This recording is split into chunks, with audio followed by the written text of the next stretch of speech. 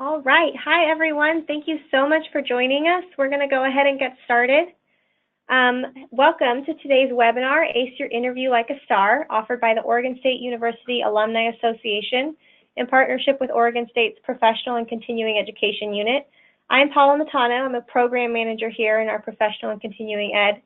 And we're also joined by presenter Yuliya Dennis from the Alumni Association, Lori Rush, who's the president and founder of Rush Recruiting and HR, and Sean Gordon, the loan officer and one of our alumni ambassadors. So thank you so much, Yuliya, Lori, and Sean for joining us today. So before we dive in, I would like to go over our agenda a little bit and just let you guys know what we're going to do. So we're going to have introductions to our webinar panel. We're going to have presentation and follow-up.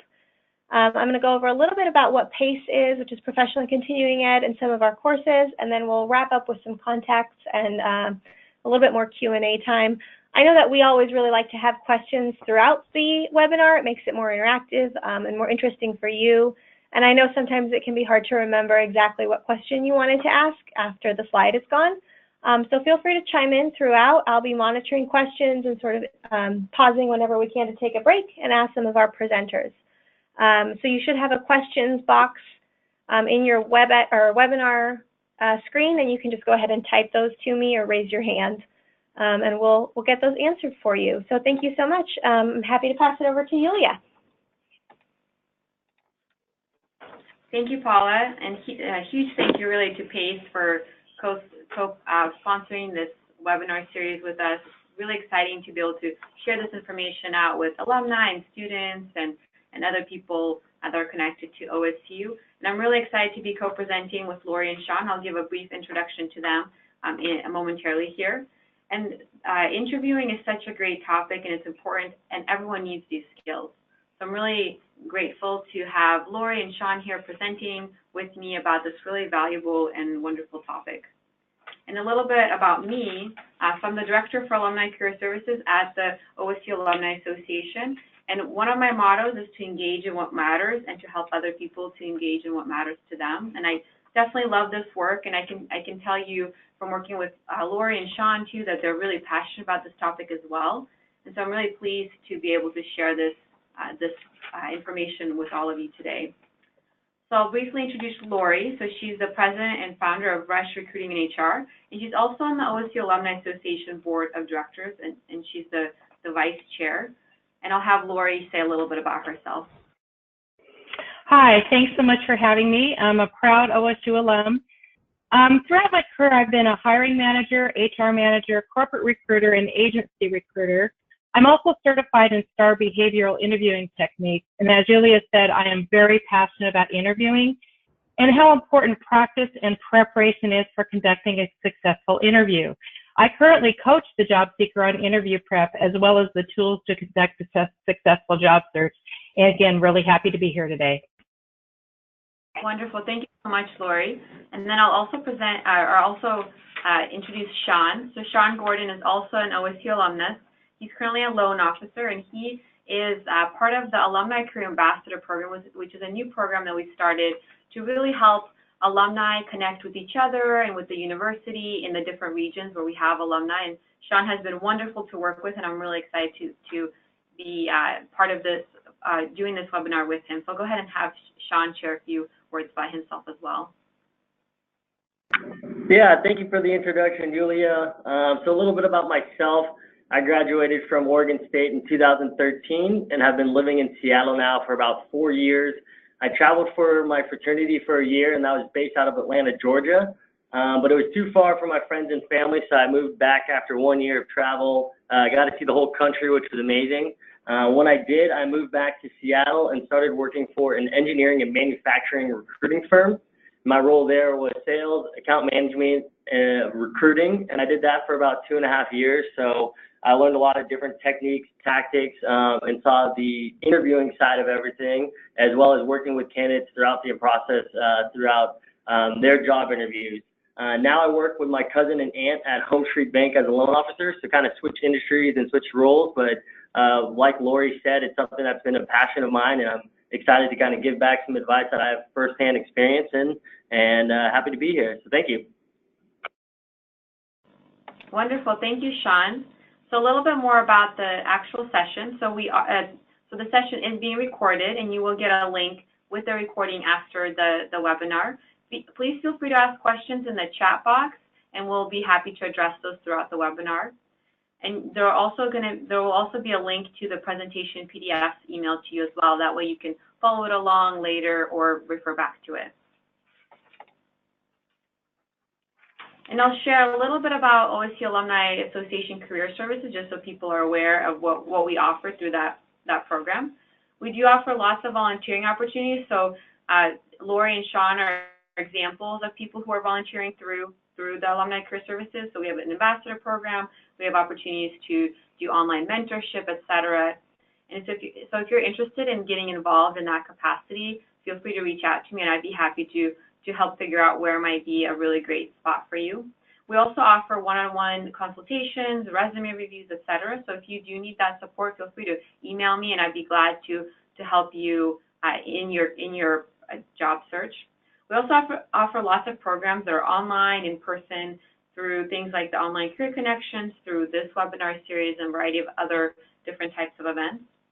And I really love to support people's career development and give them ways to help themselves and help other people. And we're looking at lots of scalable ways to engage alumni in OSU in their career development.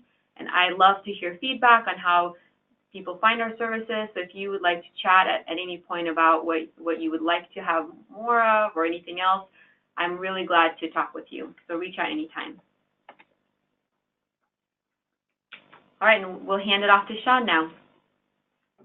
Thanks, Yuliya. So we'll start off with what are employees looking for when they're looking to interview new candidates for an open position that they have. The first thing that they're looking for is qualifications.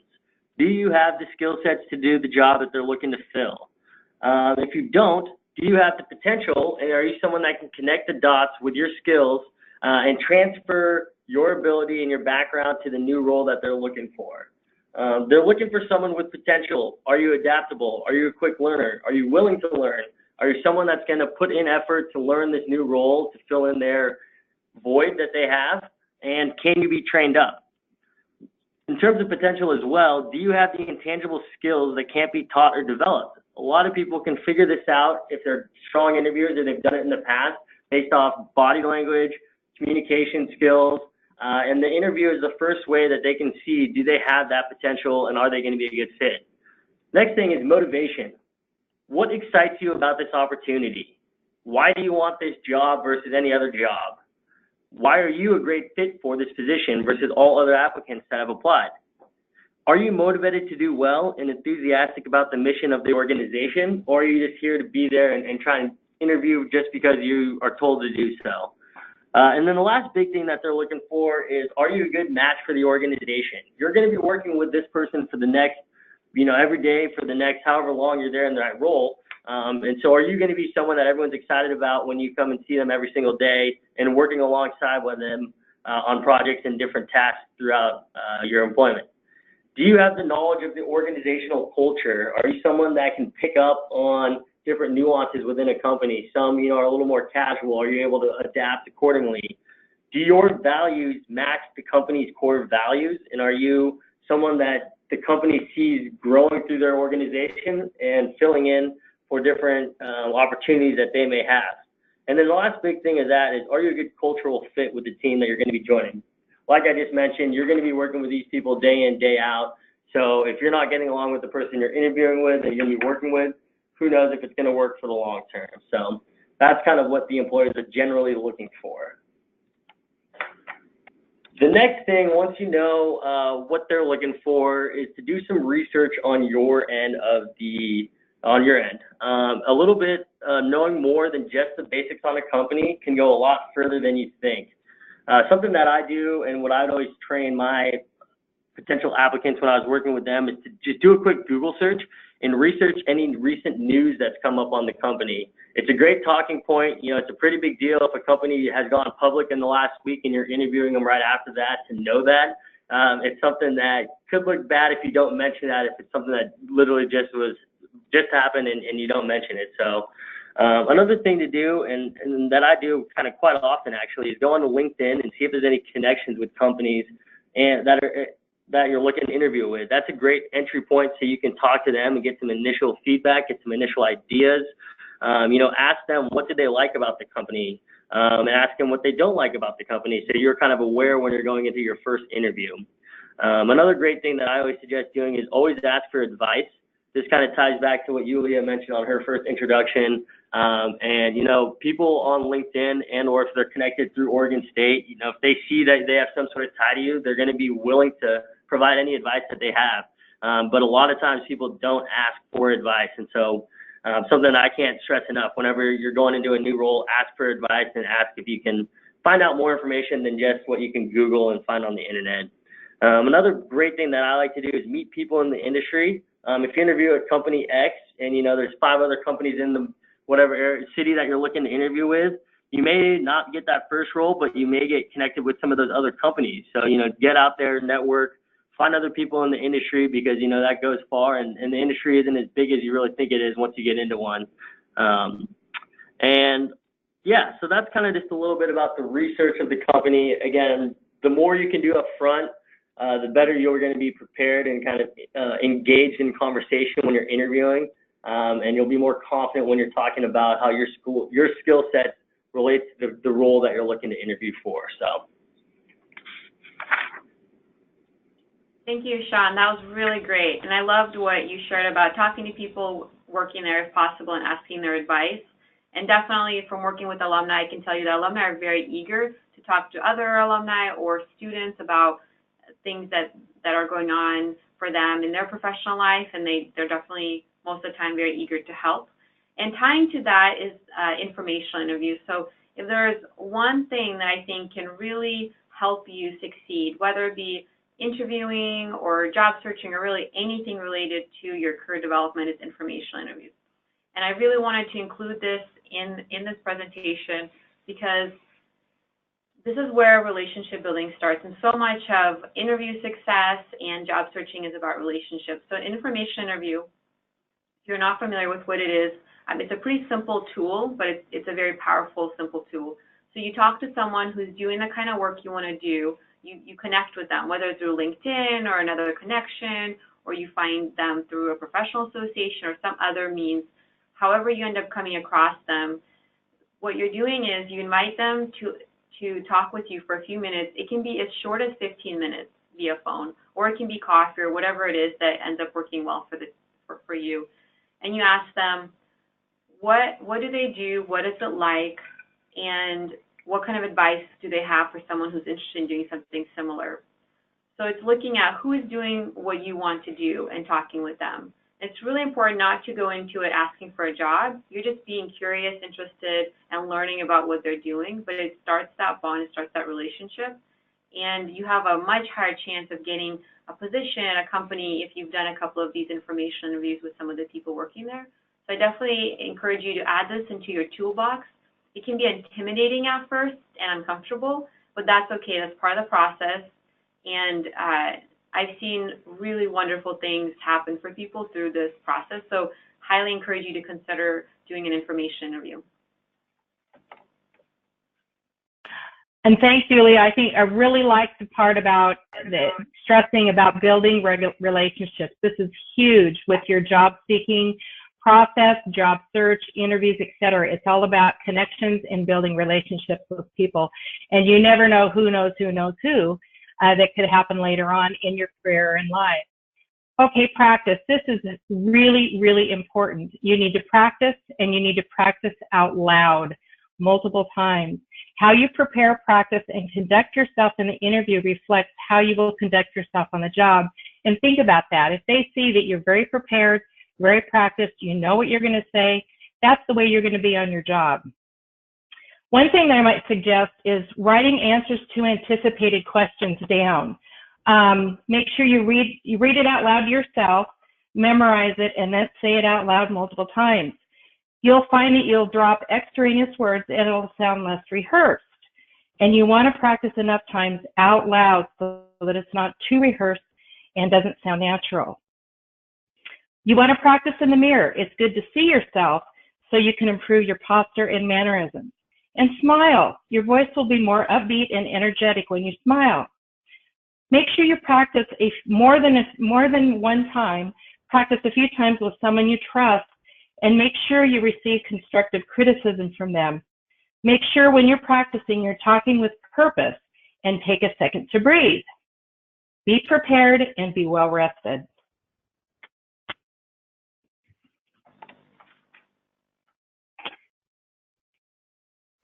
Thanks, Lori. I think that the constructive criticism part of the practice is something that I need to work on always, and it's something that a lot of people don't practice enough. It's always great when you say something and you practice something yourself, you think it sounds great every single time. And so if you can learn earlier on in your interviewing and practice career to take that constructive criticism, it's going to go a lot further than you think. And so that's just great. Next thing is I'll talk about is the first impression. First impressions, you only get one of them. You know, it's in the name of it. Everyone kind of jokes about it, but it's very serious in the sense that it goes a long way in terms of your relationship with that person that you're interviewing with. And so I've heard this, that a lot of hiring decisions can be made within that first 90 seconds. So practicing your first impression is key for you to get either to set the interview up on the right foot, and also to potentially get you that second interview or third interview down the road. Have a strong handshake. Practice this as well. This is something that the physical, I guess, shaking of a hand is something that a lot of people can kind of comment on. And so if you don't have a good handshake, learn from it. And again, take constructive criticism so that you practice to have a good, firm, strong handshake. Make eye contact. Yes, it can be kind of intimidating, or you could be a little nervous at first when you're doing this, but so is the person that's interviewing you. They've never met you before either, but by making eye contact, both of you guys are on the same page, and you guys are both comforted that, okay, we're in this together, and you know, it's something where you guys can kind of take a deep breath after that and go from there. Repeat the interviewee's names. This is something that when you're in that first interview and meeting them, you can kind of get overwhelmed, and sometimes you forget to say their name, and then down the road when you're saying goodbye, or you're writing when you're saying goodbye, you forget their name, and it can kind of be awkward. So what I always do is repeat at least once or twice throughout the conversation, but especially on that first impression, because you can put that name to the face, and it's something that will last and stick with you. And again, this is going to make the lasting impression. Connect with the interviewee so they remember you versus the other applicants. You know, sometimes someone interviews 5 people in a day, and it could be back to back to back. So by having that first impression down and knocked out so that they remember you is going to go a long way. We did have a question come in. So, Lori, do you have any questions that seem easier or straightforward but tend to trip up interviewees that people can consider when they're practicing? Yes, and this is one of the oldest questions in the world that people really get stuck and hung up, and it's what are your strengths and what are your weaknesses? That is one that you need to practice succinctly on how you're going to answer it. You may not be asked, you know, what are your strengths and what are your weaknesses, but something along those lines may come up during the interview where they're trying to find out if you're self-aware of things that you need to improve on. So you need to make sure you are very well prepared on how to answer that type of a question. Awesome, thank you. Great, thank you, Lori. And next, I'll provide some general tips for the phone interview. So these days, it's very common that your initial screening will be through a phone interview, and so it's a good chance to reflect on how to have a successful phone interview. So some very helpful tips would be to, just like Sean said, to research the company and learn more about the company prior to the phone interview. Sometimes people think that, oh, it's just a phone interview, it might only be 15 minutes and I can be very casual about it, but it is used as a screening tool, and people do only select, generally speaking, a few people from that phone interview pool to actually bring in for in-person interviews. So I do recommend taking it seriously as if it's just a regular, standard, any other interview.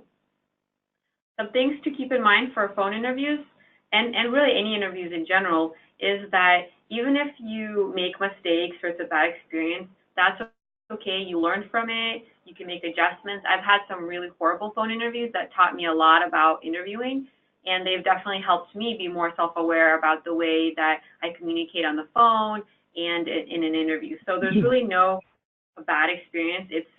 We can learn from them and make adjustments.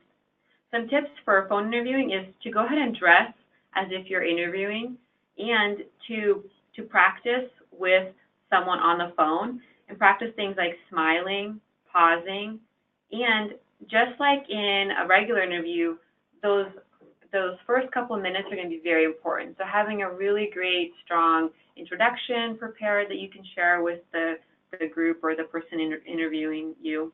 And then, of course, when you're doing the phone interview, just focus on the interview itself and don't try to multitask or do other things while you're interviewing, because it is an interaction. You want to give them your full attention.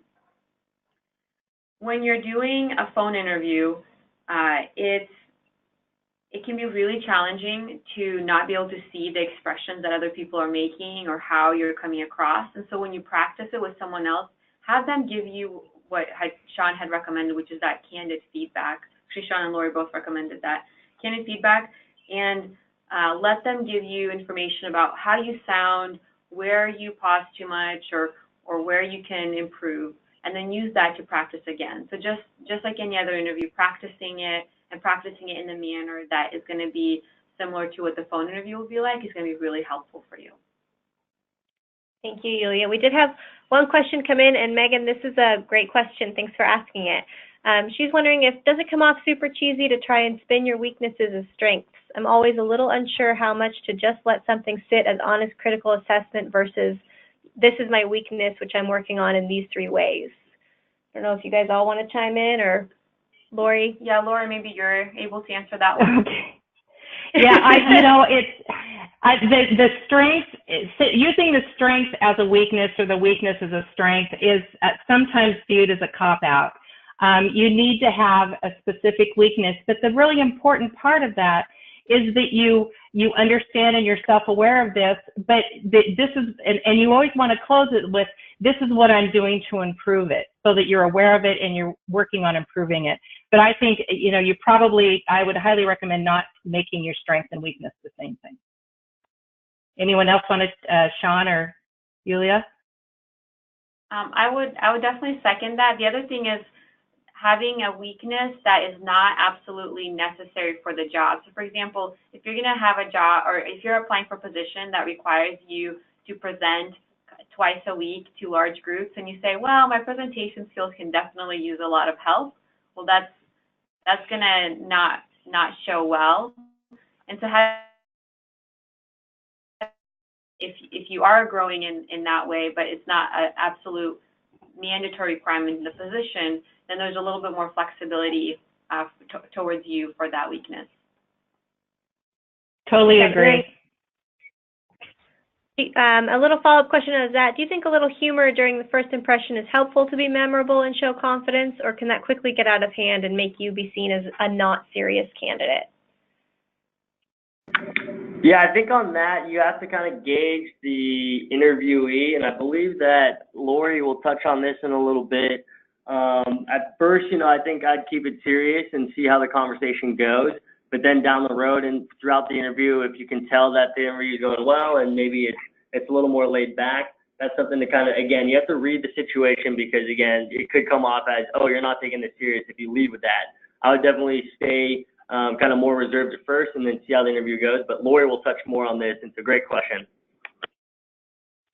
Great, thank you. We're going to move forward just because I think the next few slides will answer some of the other questions that have come in, and then we'll loop back around to the questions. Thank you guys so much. Keep them coming.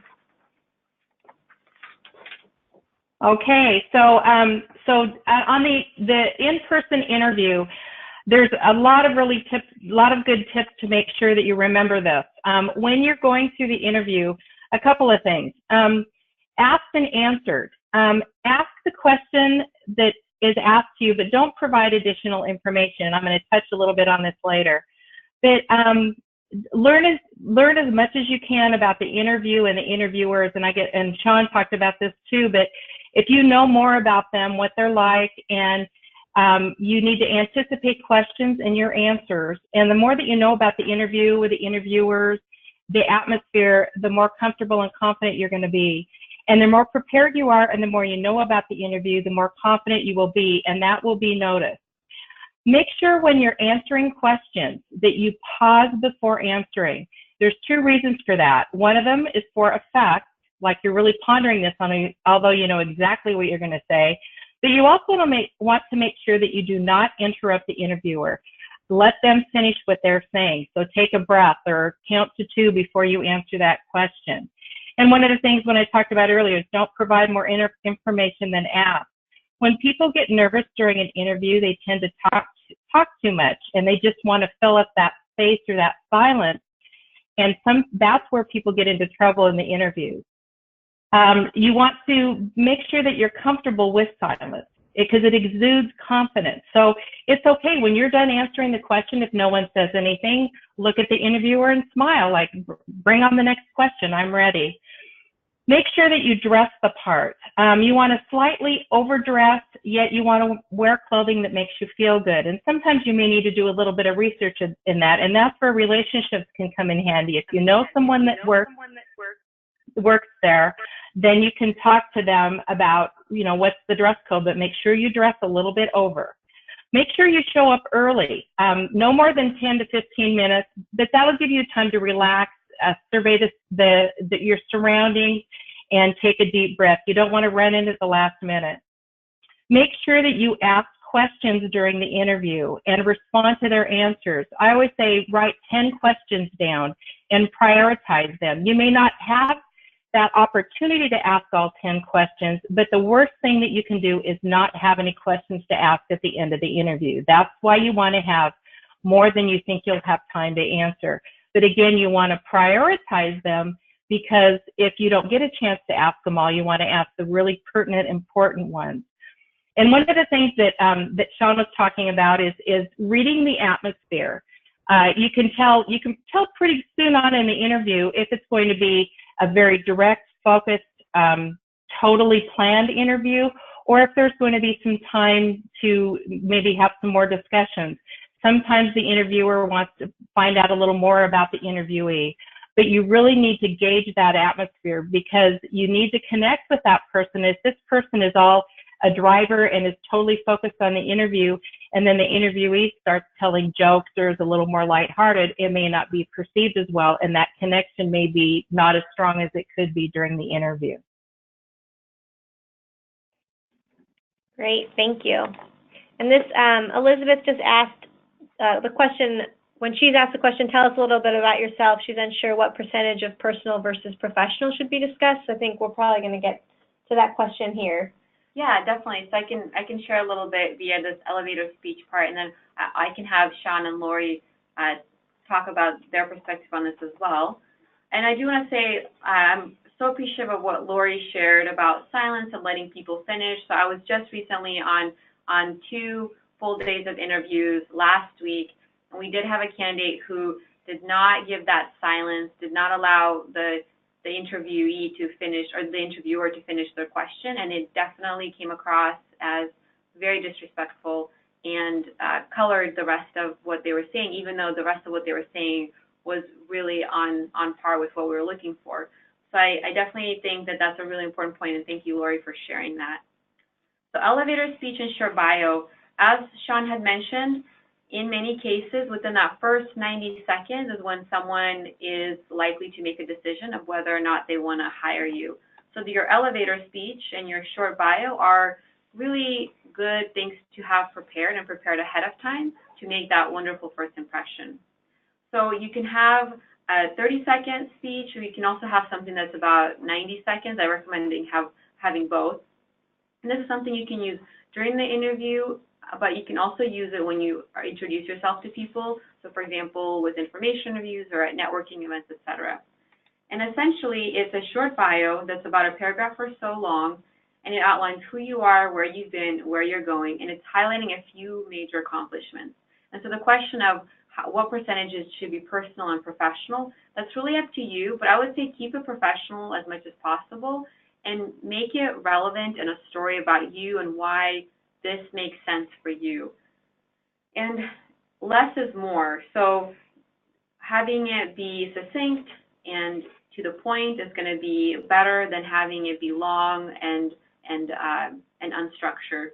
So that would be my recommendation. And Lori and Sean, do you have any other thoughts on the idea of personal versus professional percentage?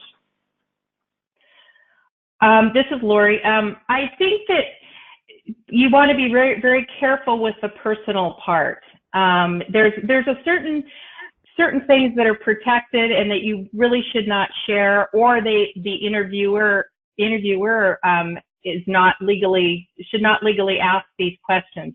And if you open up the door to it, then they can ask you questions about it. So just be very careful, and that's why practicing out loud and being prepared is so important, so that you can say something, but you don't, as we call it, going off on a tangent if you're not prepared with what you're saying. So I would, if you feel the need to say something personal, be very, very top level about it, like you enjoy the out of doors, or you enjoy hiking. And if this is an outdoor position, that would be a great thing to say, that you enjoy hiking, but don't go into too much detail. Yeah, I would agree. I'd say keep it mostly professional and wait until you get that job, and that's where you can open up more on the personal side of things. The interviewing, it's about the job. It's not about your extracurriculars that you're doing. So I agree. Keep it high level, and if they dig more into it and they want to know more, that's where you can do it. But leave it open for them to dig into it versus you leading with it, because that's where you can become seen as an oversharer or someone that, again, you're focused on getting this job for this company. Your personal and extracurricular activities can be brought up and found out later on. So get the job first. That's what I would recommend. I like that recommendation. Okay, the STAR interviewing method. The STARS is, most companies use this form of interviewing today, especially the medium to large size companies, and even the smaller companies are adopting this. Basically, the philosophy behind the STAR interviewing method is past performance is an indicator of future performance. Excuse me. So I'm going to read it again. Past performance is an indicator of future performance. And the indicator that this is a STAR question is, give me an example of, or tell me about a time when. And the STAR process is the situation or task at hand, the actions that you took, and the results. And all three of them are very important. Most people tend to get really involved with the actions involved and don't emphasize the result. The result is very important in this process. So you want to have your accomplishments. And these are the stories, the accomplishments. This is where you tell how you helped an organization. And so, again, most people talk too much about actions, and you need to really emphasize the results. Be concise and be proud of your accomplishments. Only share the important parts of the accomplishments. Again, some people want to share every single detail, and the really important parts become watered down when you share too much. And this is really where practice is so important. You have to have these stories down. You want to have 3 to 5 examples of your accomplishments practiced and prepared, and this is where you want to practice them out loud multiple times. And be comfortable in describing these stories in 3 minutes or less. And another piece of information is the same accomplishment can be used as an answer more than once. People get overwhelmed thinking they have to have 10 to 12 to 15 accomplishments. 3 to 5 is enough, and you don't want to use the same accomplishment more than twice. But again, you can say, well, again, that was the time that I was at ABC company and did this. So the STAR method illustrates how you helped an organization. Because you were there, this is how the organization improved. So think about that when you're putting together your stories and your accomplishments. And you want this prospective employer to visualize how you can solve their problems because of your past accomplishments. So they're in their mind, they're listening and hearing all of the things that you did and looking at how you can do that same thing for them.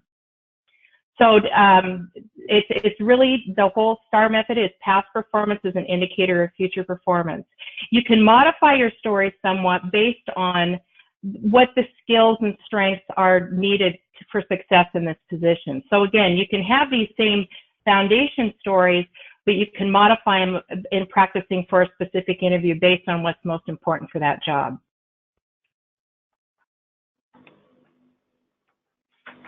I think that's great, Lori. One of the things you mentioned was being able to adapt and adjust this accordingly, especially being concise and keeping it to, under the 3 minutes or less.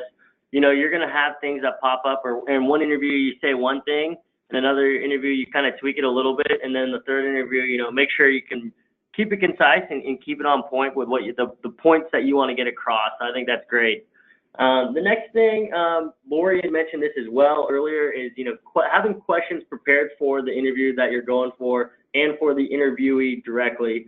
Something that I always do, and I think Lori mentioned this as well, is you list out questions that you want to have before on a piece of paper, and as you're going through that interview, cross off anything that has been addressed and or answered, so that it shows that you're engaged in the conversation and not just going through the motions.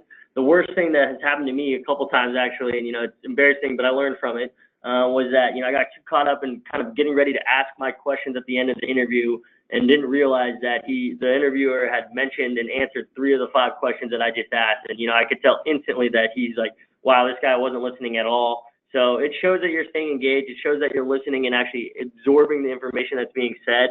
But it also helps you line up so at the end of it you have your 3 to 5 questions that you want, and you're ready to go.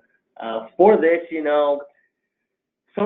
also gives you a good time to ask, what are potential situations that you see that could be, a challenge for someone in my role, or, someone that's interviewing for this position that you're looking at. Make sure you have that opportunity to find out more that have before you even did, the interview. What questions did you have about the company, and why was it something that, came up when you're doing your initial research on it? Something to kind of ask is, how can you help them with their top priorities, and why does filling this role help get to them to accomplish those goals, and then being able to tailor your answers off of their answers is something that shows, again, your engagement with this conversation in the interview. And then something that I was always taught at a young age, and I've done this throughout every single interview I've always gone to, is, always make sure you ask what the next steps are, and make sure you understand, are you going to follow up with them? Will they follow up with you? When are they making the decision, and what is that process, so that you're not just left out to dry? One of the tough things that I learned the hard way was figuring out that one of these companies that I interviewed with wasn't going to proceed with me, but I didn't ask them, and I didn't know that they'd already proceeded and offered, and another applicant had accepted the role, until I followed up with them, I think it was 2.5 weeks later, and they said, oh, sorry, we should have told you earlier, but yeah, we've already filled that role, and you're not eligible anymore. So that's something to think about and something to expect. And yeah, so that's kind of a big thing. Again, practice asking these questions. I don't think we can stress that enough throughout this, and everyone said that. Again, it makes it appear that these are more fluid questions, not forced, and you're not robotic, and it shows that you're, again, you're going with the conversation versus, just going through the interview and then asking questions. It kind of makes you relate to the interviewer a little bit better in that sense. So something else, and this kind of follows up right off of that, after you have, asked your questions on what you have on the role, the company, the interviewer, something, and this is what I do every single time as well, and I know Lori and Yuliya, they do this as well, is follow up with a thank you note. It makes a huge difference, and it's something that a lot of people don't do. But sending a handwritten thank you note will make you stand out far more than anything else that you do. I think the first impression is part of that, but then that thank you note really kind of hits home for them, and it connects with the interviewer, like, oh, wow, this person is serious about this role, and they really want this opportunity. And so that's something, again, that I have always done and will always do. Pre-buy just a box of 20 interview cards or thank you cards so that you have them, and then after the interview, make sure when you write that thank you, you have a little bit of something you talked about throughout that interview so they remember you. A backup plan is you can email them if you don't know the mailing address, but I think that, and that can be easier, and I think it's better than nothing, but if you have the means and you have the ability, do a handwritten thank you note, because it's going to go far. Sean, I really appreciate what you said about making, when you write the thank you note, to say something that happened in the interview that can make them remember you. It's really important that there's something special that the interviewer can look back at this thank you note and remember who you were because of making reference to that one topic or that one thing that you talked about that would make them stand out. So I really enjoyed that, Sean. Okay, the summary. This is just some of the important points that we talked about, all of us talked about in this presentation. For an interview, practice and preparation are key to a great interview. That is the most important part. I can't emphasize that enough. The STAR interview method, make sure and develop and practice your 3 to 5 accomplishments and stories, and when you practice for that specific interview, pull those out and modify those to the requirements of the position. And it's okay to have a reference sheet so that you can write down your questions to ask, and as Sean said, as they're asked, cross them out so that you don't ask those questions again. You can also make yourself reminders of your accomplishments, 2 to 3 words that will help you to remember this specific accomplishment. And then other interview pointers. If there's something you want to make sure you get across in the interview, they can share how you can solve their problems. And if they don't ask that question, you can share it with them at the end of the interview. You always want to anticipate questions you might be asked and rehearse your answers. Again, those questions may not be asked in the same way, but you have some answers to tell them that you have practiced and that you're succinct with your answers. Have an elevator speech that you can deliver with confidence that tells who you are and where you're going and how you can help them. Make sure you read the atmosphere of the interview. Make sure that you mirror the focus and the demeanor of the interviewer. You want it to kind of mirror the way that they're responding. You want to be yourself, but you're there to develop a rapport and a relationship and a connection with that person. So you want to be, follow some of the same methods and same mannerisms that they have. Make sure that you prepare and write down your questions to ask, and I talked about that a little bit earlier. Most important, write that thank you note after the interview and make a note of some special points that you talked about during that interview. And you need to remember, you are developing a relationship with the interview. They want to make sure that you'll fit in the culture of the organization and that you can do the job. And they may not even realize it. You can probably do that job when you're sitting there in the interview. They're trying to find out, do I like this person? Can they fit with the organization? Do they have the passion to get the job done? And the one thing that you always want to remember, you are also interviewing the company. You're gathering enough information to make an educated decision. Is this a good fit for me? And not everything's going to be a good fit for you. So, have the courage at times to say, this may not be a good fit for me. Thank you guys so much. We did have a few questions come in. So if the company's a large corporation, who would you address the thank you notes to? First, you could do multiple ones if it's a large one, but I would definitely address all of the individuals that you interview with. So if you know you're interviewing with Lori Rush, send it directly to her. And, on the way out after the interview, if there's a reception or someone at the front desk, ask them for, see if the visit card's there if you didn't get that in the interview, or grab it on the way out and ask them. And if you need to do, Rush recruiting and HR, attention Lori Rush, that's probably the best way. I would recommend doing that. So. Great, thank you. And then how do you answer questions about previous disputes or disagreements with past coworkers if that comes up? I think you want to be, these are some of those questions you want to have the practice answers to, because you don't want to go down a path that is not a good path to go down. But you always want to have, everybody's going to have some disputes, but you need to make sure that you're very, you don't say too much negative about them. What you want to talk about is what you learned from it and what you've carried going forward from this experience. So again, it's a two-way street when there's a disagreement. So you want to put some of the onus on what you learned from it as well. But again, these are some of the questions, I call these the trap questions. You want to make sure you have these types of answers practiced so that you don't say something that you regret afterwards. Great, thank you.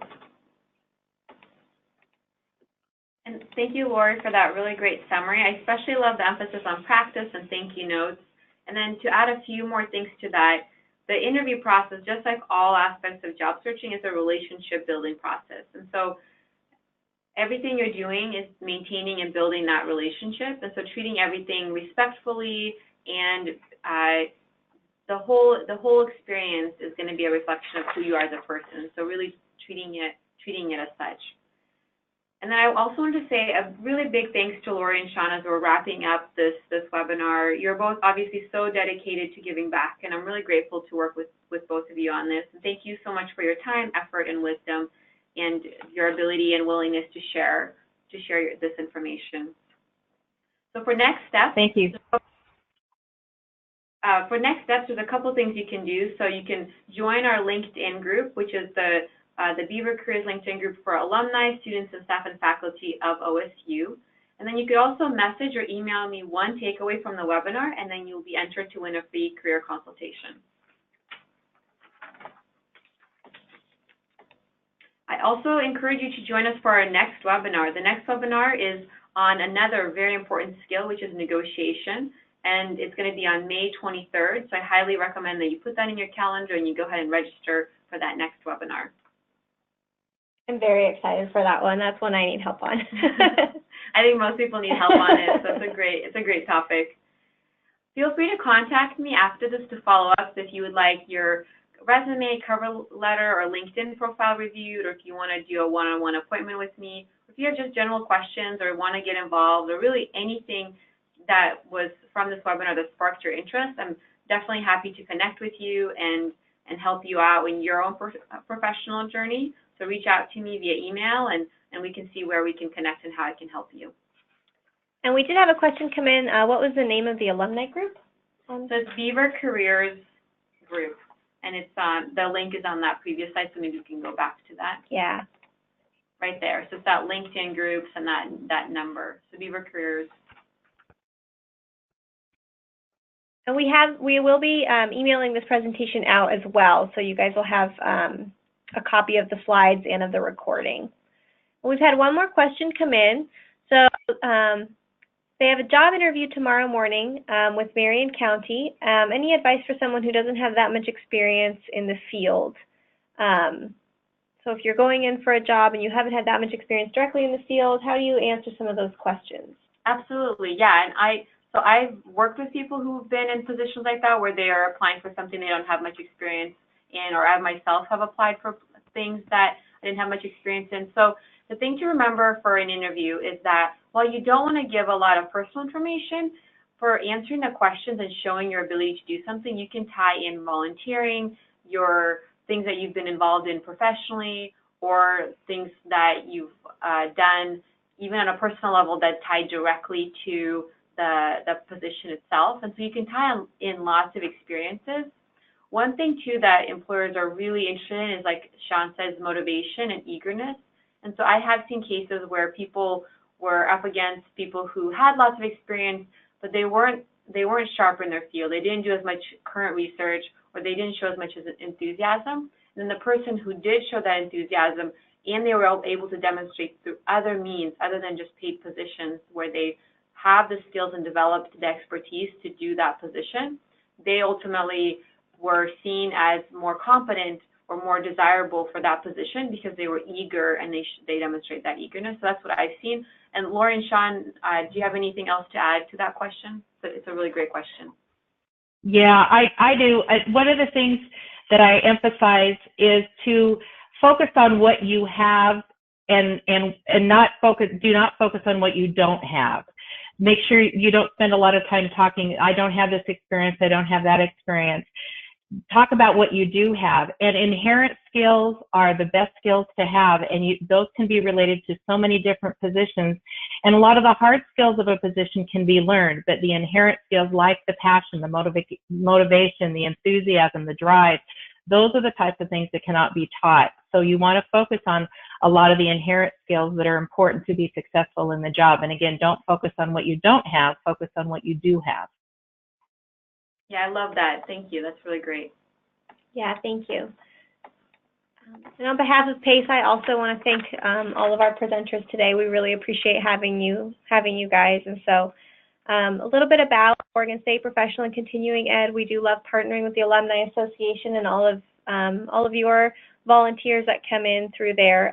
PACE is dedicated to engaging the community through educational opportunities for both personal enrichment and professional development. and we especially love to connect with our alumni on a lot of our programs.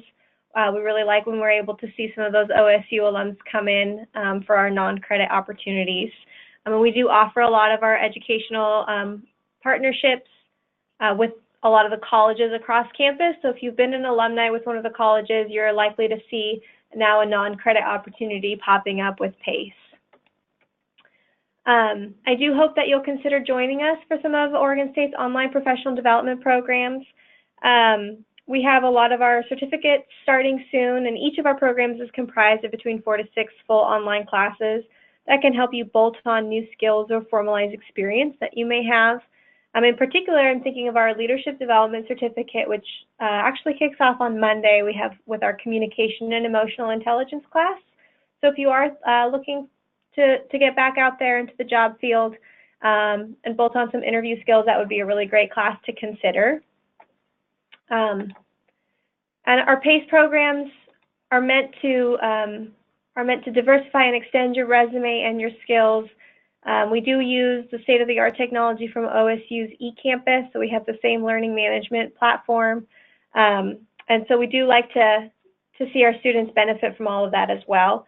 You'll see an immediate return on your investment because our courses are designed to meet the demand of today's changing job market. All of our classes are very quick, 5 to 6 week turnaround, so you can get in and learn some real skills. And again, on behalf of everybody here at PACE, thank you to Yuliya, to Laura, and to Sean for joining us. We really loved having you guys. If you have any questions about either our presentation or if you have questions about the program or professional continuing ed, I'm also happy to be a resource, happy to connect with our alumni, learn more about what's going on out there in the community. So thank you so much, and go Beavs.